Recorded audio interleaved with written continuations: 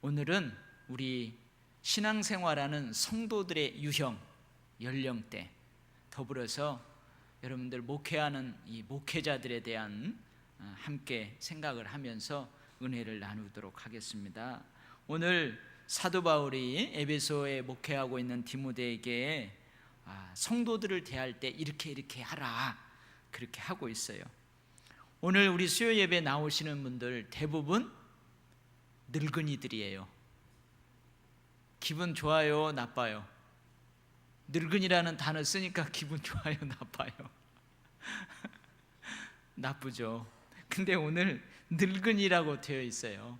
그러니까 여러분 이것을 좀 좋게 여러분들 받아들이세요. 어르신들, 노인분들, 디모데보다 훨씬 나이가 많은 연장자들을 이야기하는 거예요.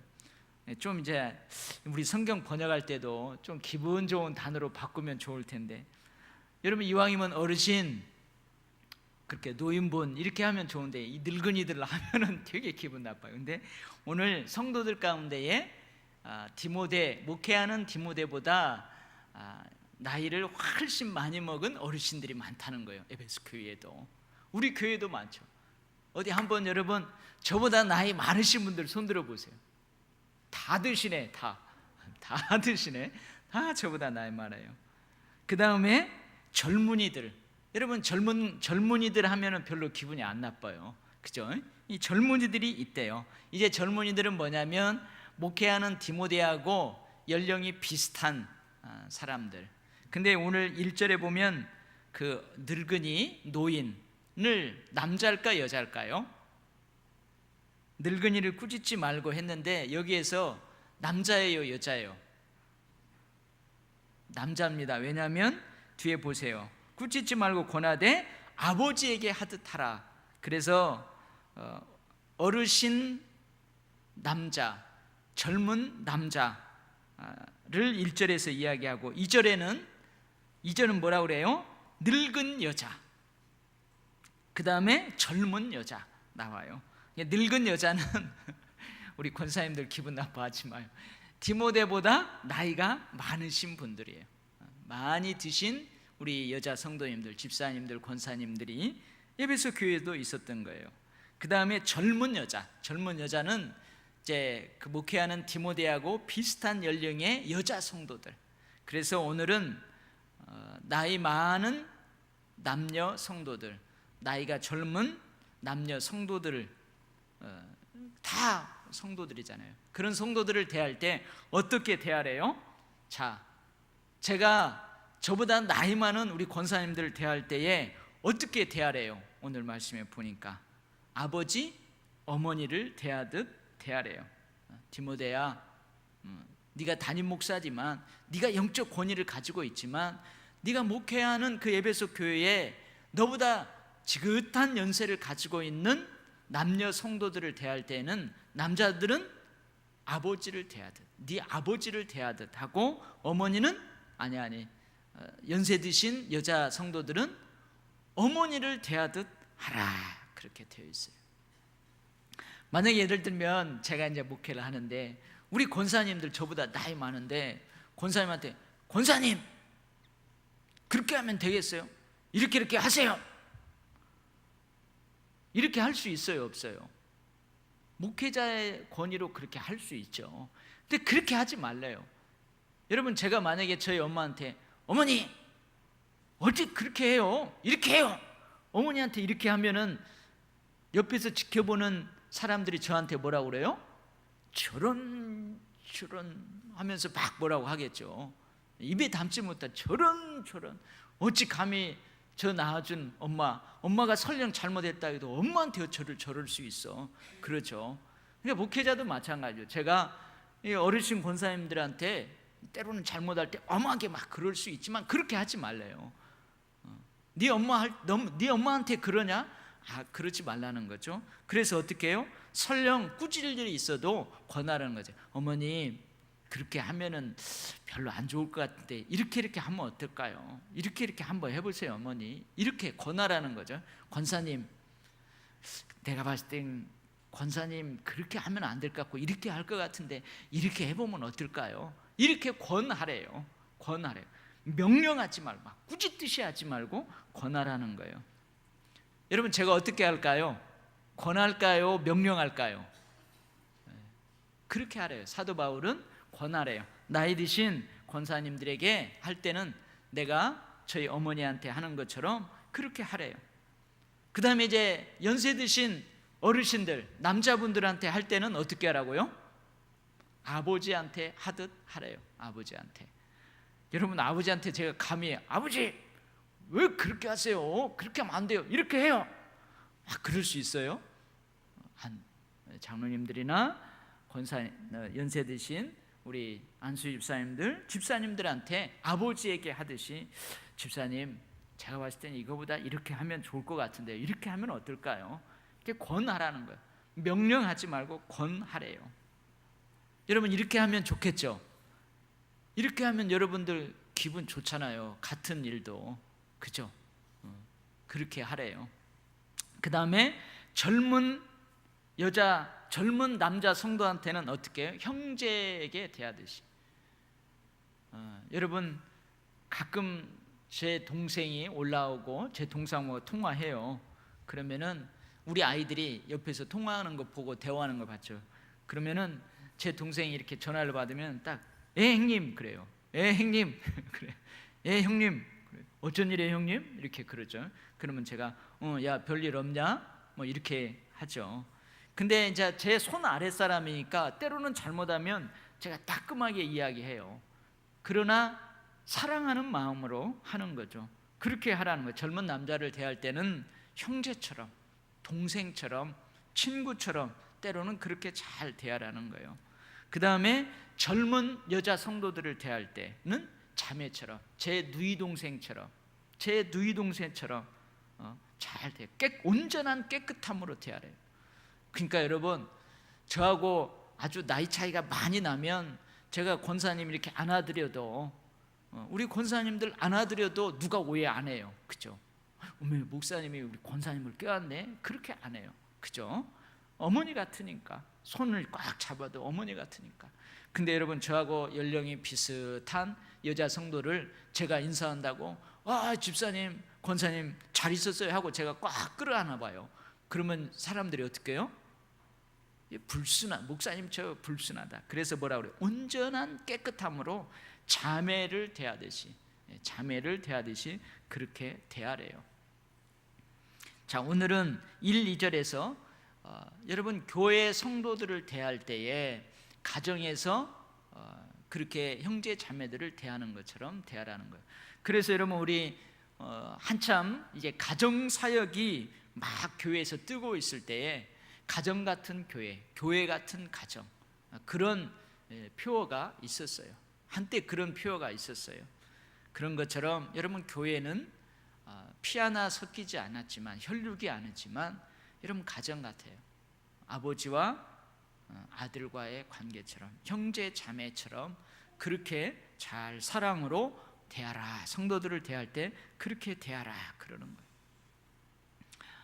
자, 그 다음에 이제는 오늘 본문을 떠나서 이왕 이 성도들에 대해서 이야기를 하니까, 여러분, 제가 성도들의 유형이 많이 있어요.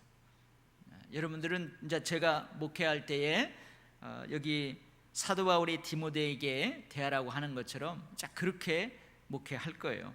근데 여러분들도 한번 가만히 보세요. 과연 나는 성도로서 어떤 유형에 속하는가, 그리고 내가 어떻게 신앙생활을 해야 되는가 한번 잘 보세요. 먼저 설교하고 관련되어서 한번 제가 이야기한 적이 있어요. 설교하고 관련되어서 성도들의 유형이 다양합니다. 여러분, 설교를 딱 듣는 성도들 가운데에서 지적인 만족을 추구하는 성도들이 있어요.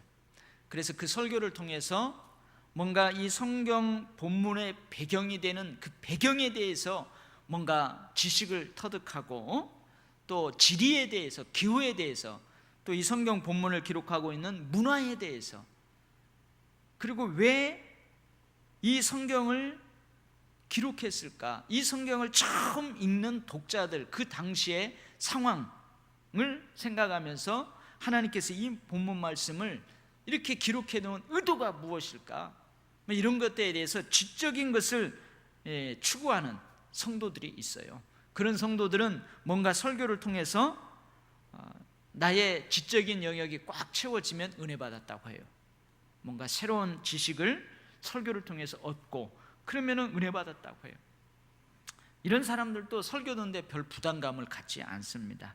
근데 어떤 성도들 가운데에는 지적인 것보다는 감정의 만족을 추구하는 성도가 있어요.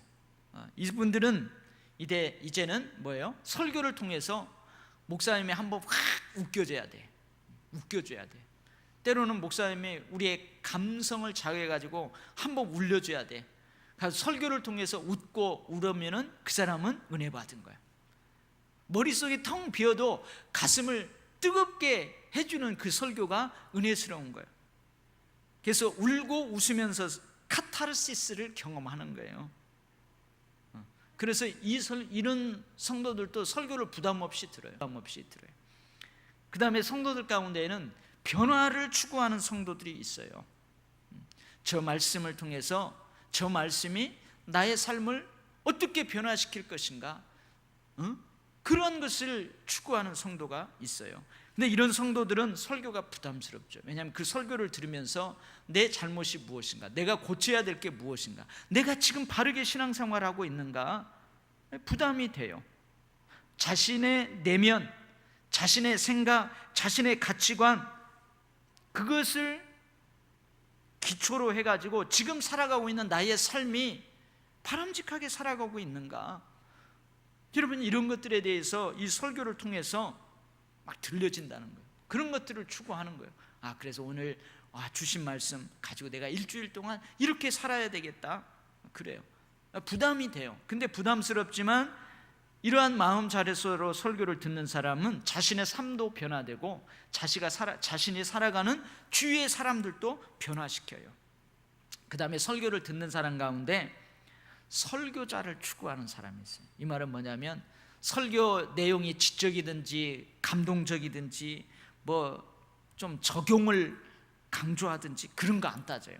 설교자가 누구냐, 오늘 설교자가 누구냐, 여러분 그런 따지는 사람이 있어요.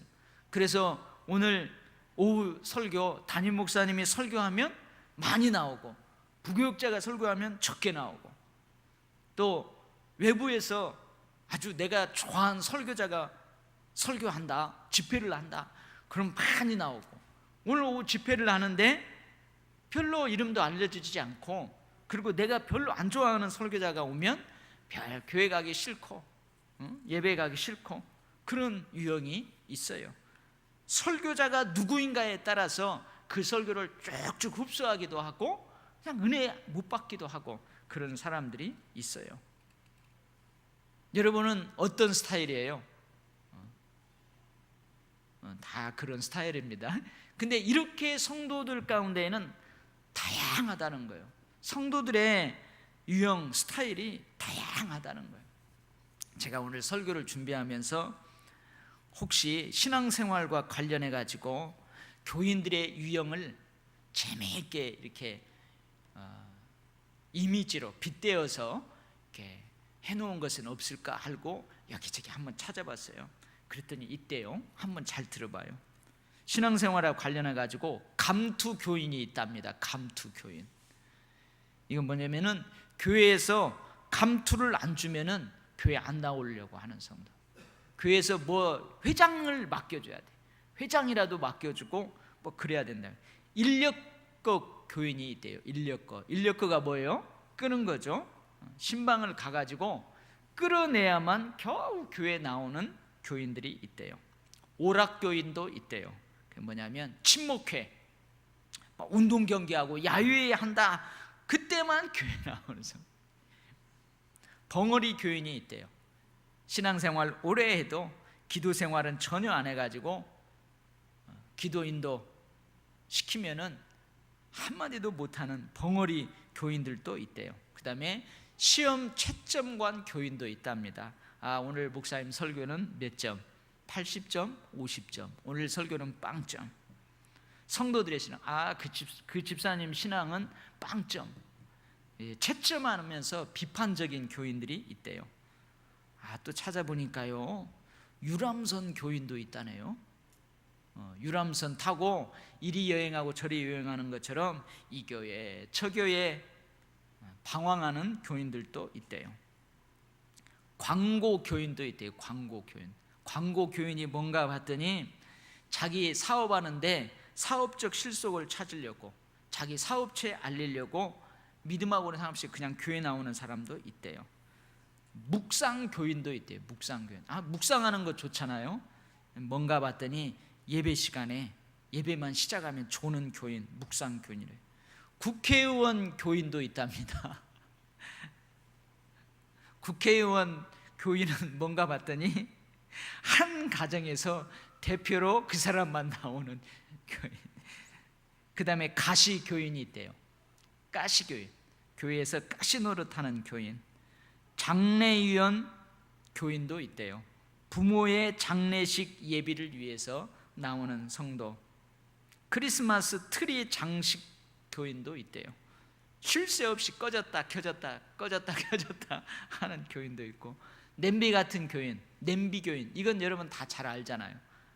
쉽게 끓었다가 쉽게 꺼져버리는 교인. 주랭랑 교인도 있대요. 이거 뭐냐면 목사님이 축도하기 전에 막 얼른 도망가는 교인. 그 다음에 고양이 교인. 줄곧 토닥토닥 해주고 어루만져 주여가 하면 만족하는 교회. 이순신형 교인도 있대요. 여러분, 이순신 장군이 한 유명한 말이 있죠. 뭐예요? 나의 죽음을 적들에게 알리지 말라. 그래서 내 핸드폰 번호와 내 거처를 절대 교회에 알리지 말라 가지고 주일에 나타나지 않는 교회. 그 다음에 나폴레옹 교인도 있대요. 나폴레옹형 교인도. 여러분, 나폴레옹이 한 유명한 말이 있죠. 뭐예요? 내 사전에는 불가능이란 없다. 그래가지고 내 생전 한 주간에 2번의 예배는 없다 해가지고 주일 낮 예배만 나오고 다른 모임과 예배에는 절대 참석하지 않는 나폴레옹형 교인도 있대요. 그 다음에 이승복형 교인도 있답니다. 이승복 어린이가, 지금 저 어린이 아니죠. 저보다 살았으면 나이 더 많아요. 이승복 어린이가 한 말이, 유명한 말이 있죠. 뭐예요? 나는 공산당이 싫어요. 그래서 나는 죽어도 새벽 기도와 금요 철학 기도는 싫어요. 그러면서 기도에 한 번도 참석 안 하는 사람, 이런 사람들이 있대요. 근데요, 제가 쭉 찾아보니까 아니, 꼭 이런 교인들만 있겠어요? 다 이런 부정적인 교인들만 있겠어요? 그렇지 않아요. 교회에 좋은 교인들도 많아요. 그래서 제가요 몇 가지 만들어 봤어요. 뚝배기 교인. 그렇죠. 남들이 뭐라고 하든 어쨌든 묵묵하게 오랫동안 그렇게 일하면서 봉사하면서 한 교회, 아주 뚝배기처럼 한 교회에 오랫동안 20년, 30년 죽을 때까지 그런 성도들이 있어요. 그 다음에 스폰지 교인. 스폰지 교인이 있어요. 이거 내가 만들어 놓은 거예요. 스폰지 교인은 뭐예요? 잘 흡수하는 교회. 목사님이 설교 다 떨어지면 그냥 누가 책할까봐 아멘 흡수하는 성도 있어요. 할렐루야 하면 아멘. 하나님의 말씀도 그리고 사람도 안 가리고 누구든지 우리 같은 교회만 오면은 막 가가지고 막 손잡아주고 스폰지처럼 포용력, 그리고 무조건 순종하고. 여러분, 스폰지 같은 교인이 있어요. 있죠? 우리 교회도 많아요. 그 다음에 걸레 교인, 청소기 교인. 여러분, 걸레 조금 뉘앙스가 그렇지만 청소기 교인 있어요. 내가 만든 거예요. 뭐예요? 굳은 일 도맡아서 하는 성도들이 있어요. 교회는 남들이 하기 싫어하는 일, 걸레처럼. 걸레가 그렇잖아요. 여러분, 다 구석구석 다 닦아요. 청소기가 구석구석 남들이 하기 싫은 그 굳은 일 도맡아서 하는 그런 청소기 같은 교인이 있어요. 그 다음에 방패 교인이 있어요. 방패. 어머니 교인이 있어요. 방패 교인은 뭐예요? 막아주는 성도. 교회를 위해서, 성도들을 위해서, 목사를 위해서 막 막아줘요. 앞에 가가지고 우리 목사님 그럴 사람 아니, 그 사람 절대 그럴 사람 아니라고 하면서 막아줘. 어머니가 그렇잖아요. 어머니들이 그러잖아요. 차라리 내 자식 살려주세요. 나 데려가세요. 내 자식은 낫게 해주세요. 차라리 내가 아프고 말게요. 방패교인, 어머니 같은 교인이 있어요. 그 다음에 또 하나 제가 만들었는데요, 와이파이 교인. 와이파이가 뭔 줄 알아요? 조장로님, 와이파이가 뭔 줄 알아요? 장로님은 2G 써서 몰라. 와이파이는 뭐냐면요, 요즘 무선 와이파이 그게 돼야 인터넷에서 각종 정보를 다 이렇게 할 수 있어요. 그래서 와이파이는 접속해 주는 거예요. 접속. 그래서 은혜를 잘 연결해 주는 성도, 은혜 받을 수 있도록 성도들을 잘 신앙으로 이렇게 이끌어 주는 성도. 그 다음에 꿀벌 교인이 있어요. 꿀벌. 열심히 봉사해서 어디 가든지 단맛을 내는 성도들. 여러분, 이런 성도들 많아요. 그죠? 근데 인터넷에 쭉 검색해보고 여러 목사님들 설교 검색해보면은 꼭 안 좋은 교인들만 이렇게 쭉 나와 있더라고요. 그래서 제가 이렇게만, 우리 교회도 많아요. 뚝배기 교인, 스폰지 교인, 청소기 교인, 방패 교인, 와이파이 교인, 꿀벌 교인, 우리 교회도 많아요. 제가 무슨 말을 하려고 하냐면, 이렇게 교회 안에는 성도들이 다양하다는, 연령층도 다양하고 스타일도 다양해요. 다양해. 그러니까 여러분, 목사가 여러분들 하나하나 다 맞추려면은 속병 나요.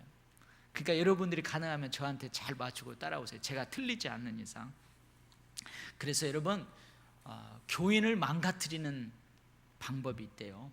교회를 이렇게 하면 교회를 망가뜨린대요. 근데 교회를 망가뜨리는 방법이 있는 게 아니고, 제가 한번 생각해 보세요. 제가 책을 읽다가 보니까 내 자식을, 내 자녀를 망가뜨리는 방법이 나오더라고요. 그래서 제가 그것을 쭉 읽으면서, 이거 교인들도 마찬가지겠구나, 성도들도 이렇게 하면은 망가지겠구나. 그러면서 제가 한번 쭉 이 얘기를 해볼 테니까 한번 들어보세요. 자녀가 사방에 흩어놓은 물건을 어머니가 꼬박꼬박 치워라. 이 아이는 커서도 모든 남에게 전가할 것이다. 여러분, 교인들을 한번 생각해 보세요. 밥투정, 옷투정 등 불평을 할 때에는 모두 다 들어줘라. 이기적인 사람으로 변할 것이다. 여러분, 성도들도, 교회에서 신앙생활할 때 성도들도 한번 생각해 보세요. 자녀 앞에서 자주 부부싸움을 하라. 자녀는 결국 포악한 사람이 될 것이다. 아이가 선생님을 욕할 때에는 맞장구를 쳐라. 선생님 욕할 때 맞장구 쳐라. 그러면 부정적인 생각으로 꽉 찌들어서 살 것이다. 잘못을 저질러도 대충 넘어가라. 나중에 더 큰 죄로 보답할 것이다. 요구하는 것은 무엇이든지 들어줘라. 점점 목소리가 커질 것이다. 신앙교육을 시키지 말라. 멋대로 살아갈 것이다. 늦게 귀가해도 무관심하라. 방탕한 길로 빠질 것이다. 자녀 앞에서 불평을 늘어놓아라. 매사를 부정적으로 바라볼 것이다. 항상 우울한 표정을 지으라. 아이는 비관론자가 될 것이다. 여러분, 이것을 성도들 신앙생활 할 때도 마찬가지예요. 신앙생활 할 때에도요, 그 사람 아직 이제 새가족이다고, 초신자다고, 여러분 구역장들이 일일이 다 해줘봐요. 목회자가 일일이 꼬박꼬박 다 해줘봐요. 그 사람은요, 평생 주인의식 갖지 못해요. 교회에서 주변으로만 있는 거예요. 평생 해줘야만 돼. 해주세요. 그래. 여러분, 자녀를 망가뜨리는 방법, 이런 방법이에요. 근데 이것을 성도들을, 교인들을 망가뜨리는 방법으로 적용할 수 있어요. 여러분들은 어떻게 신앙생활 해야 돼요? 제가 도일교회 부임해가지고 우리 재직 헌신 예배 할 때 세미나를 한 적이 있죠.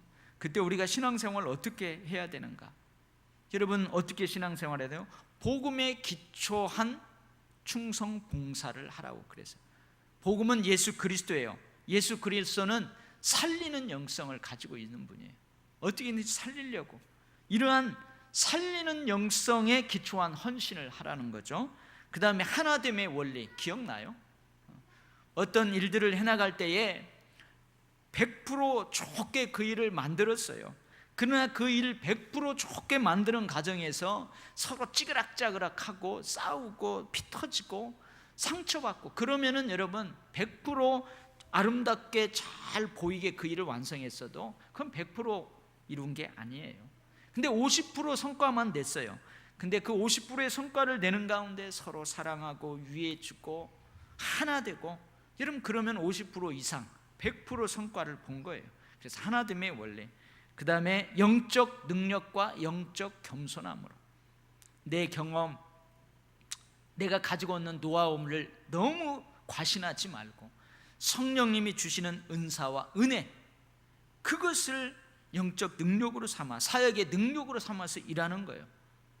그러나 내가 기도 많이 한다고, 내가 성령의 가강 은상이 풍부하다고 교만하면 안 돼요. 늘 겸손하게.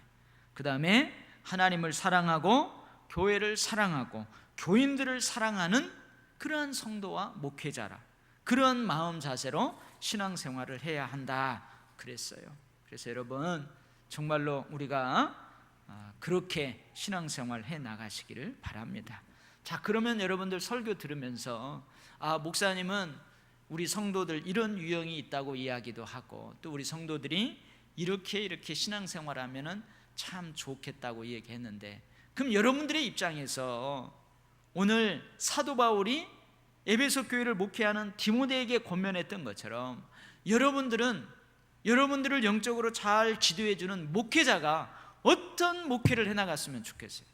어떤 목회자가 되었으면 좋겠어요? 여러분, 제가 여러분들을 목회할 때에 여러 가지 기도 제목이 있을 거예요. 우리 목사님은 참 우리들을 위해서 기도할 때 이렇게 기도해, 그렇게 목회하려고 해. 여러 가지가 있는데 제가 강조하는 것은 이거예요. 하나님의 영광 앞에서는 비켜서라. 그러나 성도들이 축복받는 일에는 환도뼈가 부러질 때까지 씨름하라. 야곱이 하나님 나 축복해 주지 아니하면 내가 이 씨름을 삿발을 놓지 않겠습니다 하고 밤새도록 하나님과 씨름하잖아요. 하나님의 사자하고. 그러니까 아침에 밝아 올라오니까 그 하나님의 사자가 야곱의 환도뼈를 팍 내리쳐요. 그리고 어떻게 해요? 내가 너한테 졌다 하고 거기서 축복해 주잖아요. 성도들이 축복받는 일에는 진짜 환도뼈가 부러질 때까지 씨름하는 거예요. 그러나 하나님의 영광 앞에서는 얼른 비켜서는 거예요. 하나님의 영광은 내가 가로채지 않는 거예요. 여러분 많이 들어본 말이죠. 제가 그렇게 목회하려고 하고 그렇게 기도하고 하려고 하는 기도 제목이에요.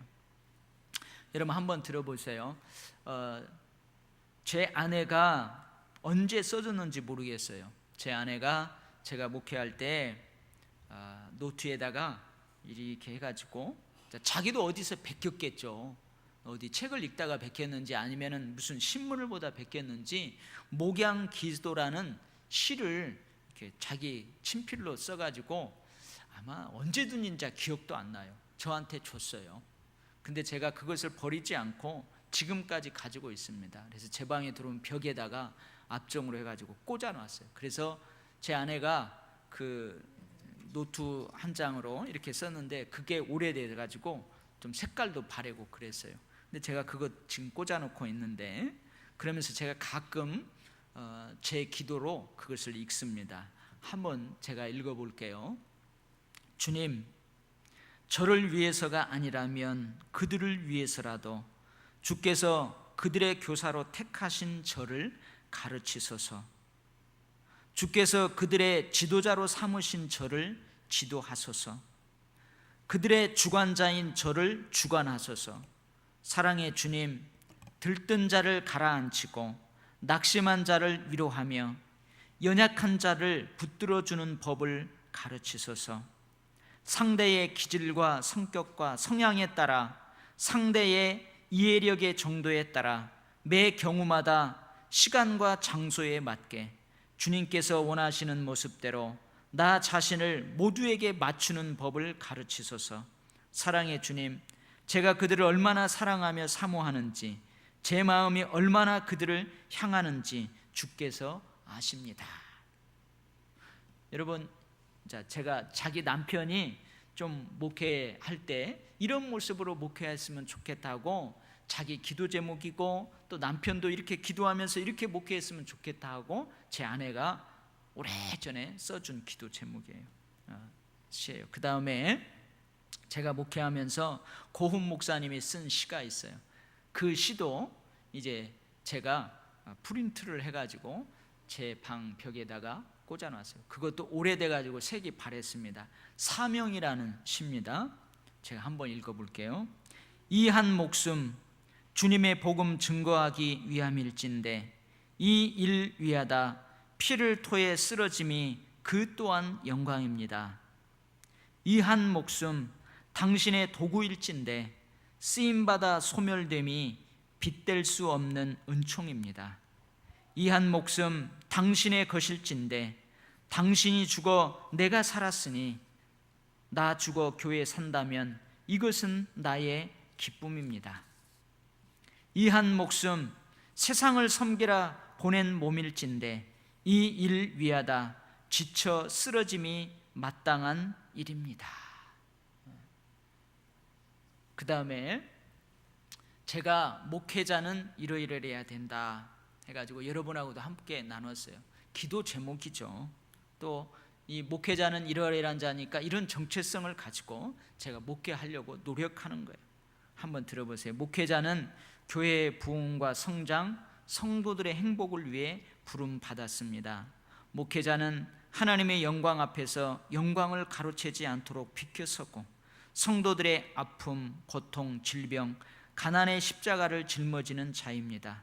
하나님의 나라를 위한 모든 수고는 헛되지 않고 하늘의 상급이 됩니다. 목회의 안내서는 하나님의 말씀인 성경입니다. 목회 사역은 성령의 인도하심, 즉 기도를 통해서 이루어집니다. 목회 사역의 초점은 프로그램이 아니라 사람입니다. 목회 사역은 교회가 성숙한 그리고 헌신된 그리스도의 제자로 세상에 선한 영향력을 끼치도록 힘쓰는 것입니다. 교회는 지역사회 및 열방에 구원의 생수를 공급하는 저수지이며 세상이 희망이 되어 새 생명의 역사를 일으키는 사회적 책임을 가지고 있습니다. 목회의 궁극적인 목표는 하나님의 영광입니다. 여러분, 제가 목회자의 정체성에 대해서 나름대로 쭉 쓰고 제가 가슴에 담고 있는 내용이에요. 여러분, 성도들의 유형도 다양하지만 목회자의 유형도 다양합니다.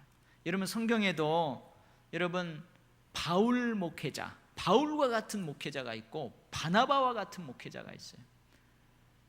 여러분, 바울은 어떤 성향이면 아주 단호한 성향이에요. 그래서 어떻게 1차 전도 여행 때에 저 밤빌리아 버가에서 다시 돌아갔어요. 힘들다고 선교를 그만두고 돌아갔어요. 마가 요한, 바나바의 조카가 거기서 돌아가 버렸어요. 그래서 2차 전도여행 때에는 바나바가 뭐라고 하냐면 마가 요한이 1차 전도여행 때는 힘들어가지고 중간에 돌아갔지만 이번에 데리고 가면 얘가 완성할 것이다, 완주할 거다, 데리고 가자. 그러니까 사도 바울이 어떻게 해요? 그런 놈 안 돼, 그런 놈은 안 돼 하고 아주 그냥 단호하게 탁 못 데리고 간다고 하는 거예요. 그런 놈은 안 돼, 좀 더 훈련 더 시켜야 돼, 그냥 2차 전도여행 때 가지 마자고. 그냥 바나바는 어떤 사람이에요? 품어주는 사람이에요. 위로해주고 품어주고 어떻게든지 그 사람 이렇게 좀 세우려고 하는 사람이에요. 그래가지고 이 바울 목사님하고 바나바 목사님하고 스타일이 다르니까 둘이 싸웠어요. 엄청 싸웠어요.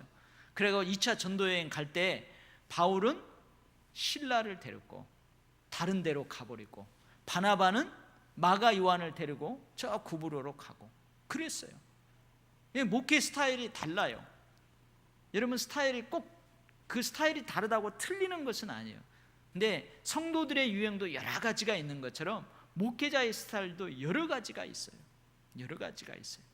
여러분, 목사님들은 바울 목사님처럼 똑 부러졌으면 좋겠어요? 여러분, 여러분의 목사가 그렇게 똑 부러졌으면 좋겠어요? 아니면 바나바 목사처럼, 바나바 목사님처럼 이렇게 흐물흐물 때로는 멍청하니 그냥 받아주고 위로해주고 그러려니 해주고 그랬으면 좋겠어요. 아니면 두 가지 확 섞어가지고 반반 했으면 좋겠어요. 이런 목회자도 여러 가지 스타일이 있어요. 근데 그 스타일 가운데 중요한 게 있어요. 성도들도 여러 가지 유형이 있지만 그 중에서 왜 그러는가? 여러분, 교회를 사랑하고 하나님을 사랑하고 성도들을 사랑하는 마음, 어떻게든지 살리려고 하는 그런 마음으로 그런 스타일로 나가면 돼요. 이해가 되는 거죠. 목회도 마찬가지예요. 때로는 단호하게, 때로는 포용력 있게 그냥 멍청하니 속아주는 것처럼 받아주고 그런 것이 필요해요. 근데 그것들이 다 뭐요? 그 사람을 살리려고, 그 사람을 하나님 앞에 바로 세우려고. 여러분, 그러면 괜찮은 거예요. 그러면 그런 유형도, 이런 유형도 결국은 하나님이 합력하여 선을 이루어 주시는 거예요. 여러분, 오늘 1, 2절 연세 드신 성도들에게는 어머니처럼, 아버지처럼, 또 젊은 성도들에게는 형제처럼, 자매처럼 잘 대하면서 목회를 하라, 사도 바울이 디모데에게 권면하는 내용이에요. 근데 오늘 이 말씀 나온 김에 우리가 성도들의 유형도, 또 목회자가 어떤 목회자로 목회했으면 좋은가 함께 은혜를 나눴어요. 우리가 오늘 주신 말씀을 저와 여러분이 기도 제목으로 삼고 우리가 계속해서 그 말씀들을 향해서 달려가야 될 줄 믿습니다. 아멘. 기도하겠어요. 하나님 아버지, 우리는 예수를 믿음과 동시에 온전하게 완벽한 사람이 되지 못합니다. 그러나 이제 예수를 믿게 되면 이제 우리가 목표로 삼아야 될 표대가 생깁니다. 우리가 달려가야 될 그것이 우리 앞에 생깁니다. 그래서 우리는 내 이 모습 이대로 주님이 받아주셨지만 거기에 머무르지 않고 계속해서 그 표대를 향하여, 예수 그리스도의 장성한 분량을 향하여 달려갑니다. 하나님, 목회자인 저도, 또 저와 함께 하나님의 나라를 세워가는 제 목회의 영역 안에 있는 성도들도 하나님, 우리가 하나님 앞에 보기 좋은, 하나님을 기쁘시게 하고 하나님께 쓰임받을 만한 그러한 모습들로 변화되어 갈 수 있게 하시고 자꾸 성장해 나아가는 저희들 되게 하여 주시옵소서. 예수님 이름으로 기도합니다. 아멘.